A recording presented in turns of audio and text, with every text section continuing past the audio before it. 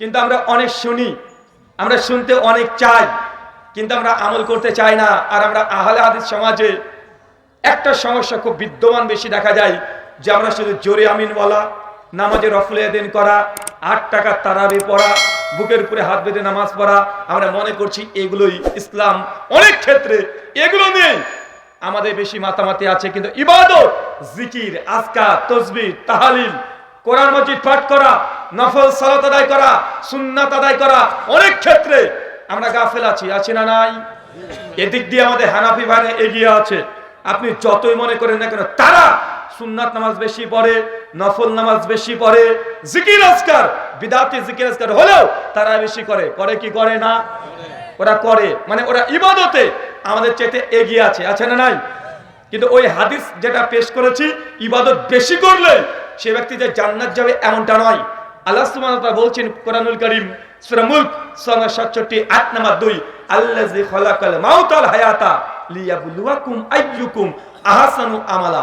আমি মানুষের মৃত্যু এবং জীবন সৃষ্টি করেছি। কেন সৃষ্টি করেছি? আল্লাহ বলছেন আমি তাদেরকে দেখতে চাই, পরীক্ষা নিতে চাই, তাদের মধ্যে কে সবচাইতে উত্তম আমল করে। কি আমল করে?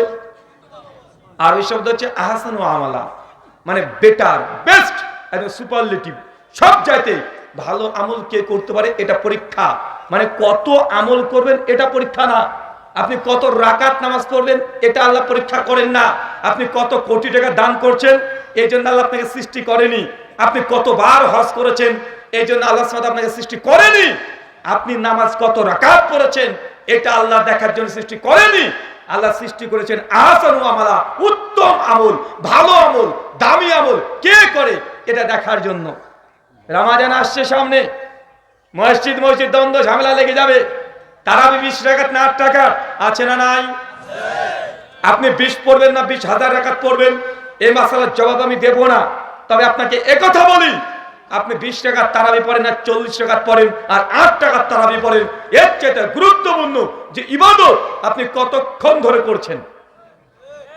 এখন তারাবির নামাজ পড়তে পড়তে যে তাড়াতাড়ি না হয়ে যায়, মানে কোন মসজিদ আগে শেষ করতে পারে আছে না নাই?